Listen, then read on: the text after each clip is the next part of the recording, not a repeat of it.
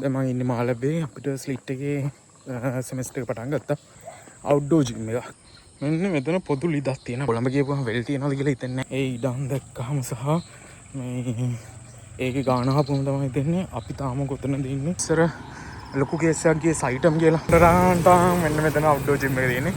මේක කරද්දී හිතනවා ජිම් එකේ වඩා ලේසි කියලා.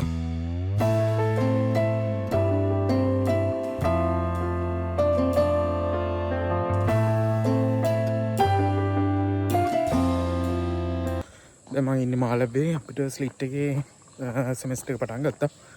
දැන් third year first sem එක යන්නේ. අද දැන් යනවා මාළඹේ චන්ද්‍රිකා කුමාරතුංග මාවතේ. මාළඹේ ඉන්න කෙනෙක් නම් දන්නවා ඇති. මාළඹේ තියෙනවා චන්ද්‍රිකා කුමාරතුංග මාවතේ අවුට්ඩෝර් ජිම් එකක්. ඒත් එක්කම ජොගින් ට්‍රැක් එකකුත් තියෙනවා.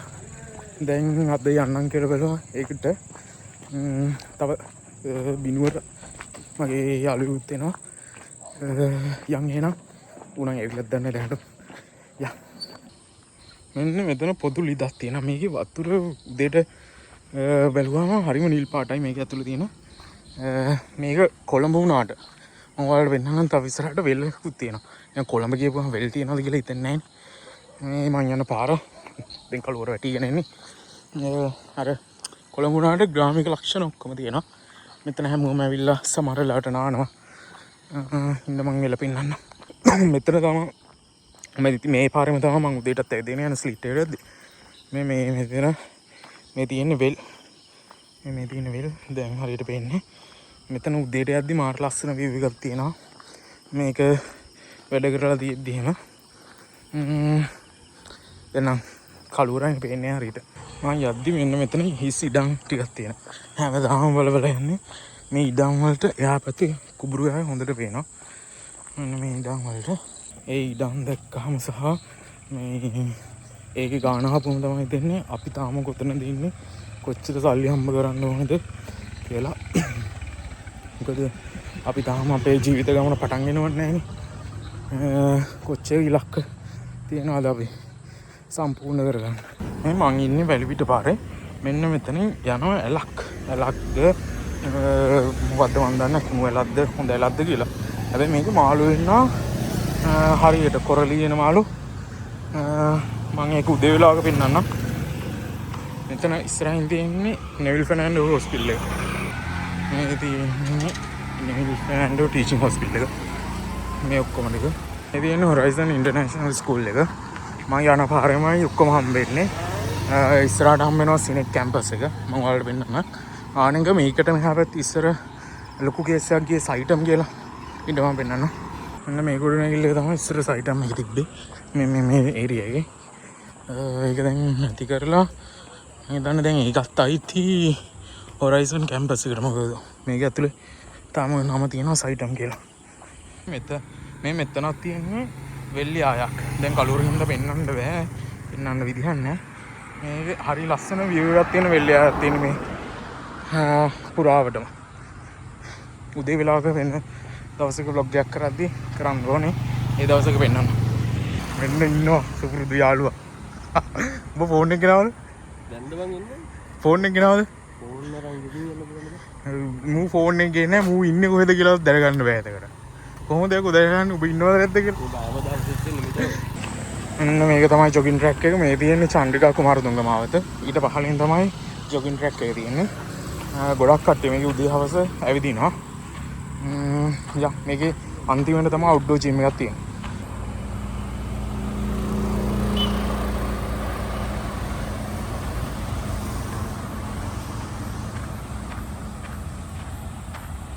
මෙතන ඉස්සරහින් මේ තියෙන්නේ සිනෙක් කැම්පස් එක. මේ තියෙන්නේ එයාලගේ බෝඩ් එකත් එක්ක මේ පාරේ තමයි සිනෙක් කැම්පස් එකට යන්න තියෙන්නේ.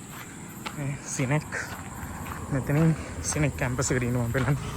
මෙතන තියෙන බිල්ඩින් ඔක්කොම සිනෙක් කැම්පස් එකේ. අර අතන තියෙනවා එයාලගේ සිනෙක් කියලා ගහලා එක. ඊට නම් පෙන්නේ හොඳම වැඩේ කියන්නේ ඉතින් ප්‍රයිවට් කැම්පස් ඔක්කොම ටික අර මාළඹේ ආවට තමයි ඔක්කොම ටික තියෙන්නේ. එක රොත්තට සල්ලි දෙනවනේ. ඉතින් සල්ලිම තමයි නේ. යාළුවා ආවට වැඩක් නැහැ. ඌ දුවනවා තනියම. මේ ජොගින් ට්‍රැක් එකට එහා පැත්තේ තියෙන්නේ ඇලක් ලොකු ඇලක්.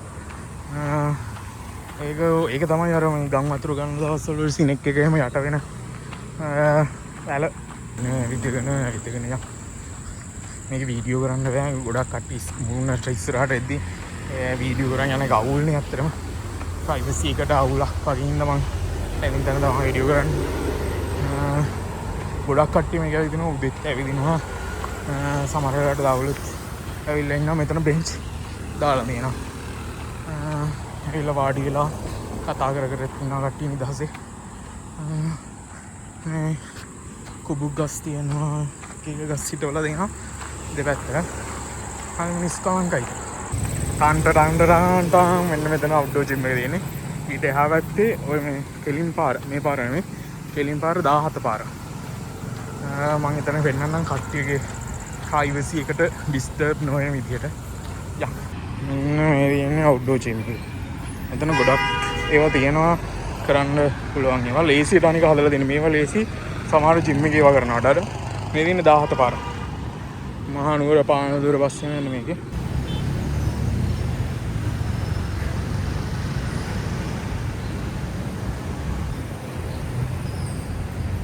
මේක කරද්දී හිතනවා ජිම් එකේ ඊට වඩා ලේසි කියලා. බලන්න මේක පත්ත ඉන්න තියෙන කකුල් දෙකේ.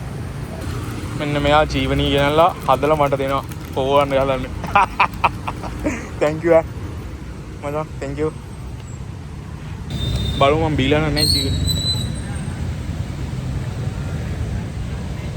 ඒ දොඩන් රහක් නෙන්නේ. දොඩන් වගේ තමයි. ඒක රහයිනේ.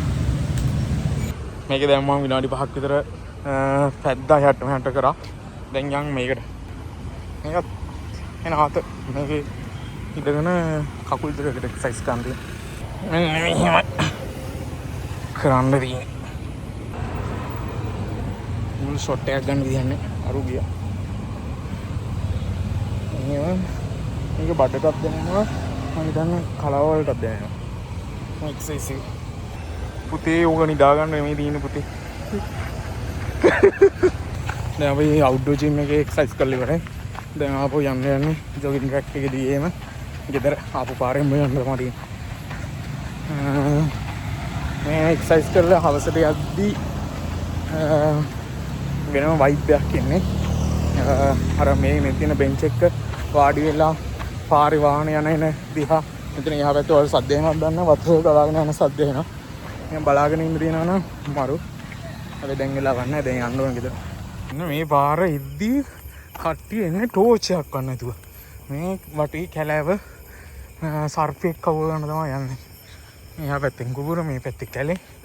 මුත් එච්චර තමයි. කොයි ටෝච් එකක අර ආයත පේනවා කට්ටිය. ඔහේ ඉන්නවා. බලන්න නැති. මම හිතන්නේ යාළුවෝ වෙන්නේ. මේ මට පිටිපස්සේ හඳ තියෙනවා. දැන් මේ පාරේ ලයිට් නැහැ. ඉන්න පෙන්නන්න විදියක් නැහැ. මගේ මූණ. යන් දැන් ඉදට චිත්ත දුරයි තියෙන්නේ. දැන් මං ගේ ළඟම ඉන්නේ. අර ගියා හැරිලා මගේ යාළුවගේ බෝඩි මට වීඩියෝ කරන්න බැරි වුණා. මම යද්දි මේ හිතපු දෙයක් තමයි අද දාපු මගේ vlog එකට views අඩු. එතන මම හිතාගත්ත දෙයක් තමයි දැන් views අඩු වෙද්දි කාට වුණත් අවුල්නේ මටත් අවුල්. ඒ කියන්නේ කොච්චර මොන අභිලාෂෙන්ද මත කියන්නේ හොබි එකක් විදිහට දැම්මත් ඒ views නැත්තම් අවුල් යනවනේ. මම හිතාගත්ත දෙයක් තමයි ආයේ බොරුවට මවාපෑම් කරන්නේ මම විදිහට ජෙනුයින් මම විදිහටම මගේ හැඟීම් හැම දෙයක්ම ප්‍රකාශ කරලා vlog කරනවා.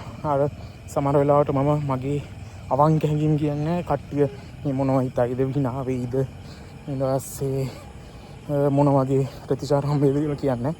ඒත් දැන් මම ජෙනුයින් මං විදිහටම කතා කරලා මගේ අවංක අදහස් කියන්න කියලා හිතුවා. යා ඉදට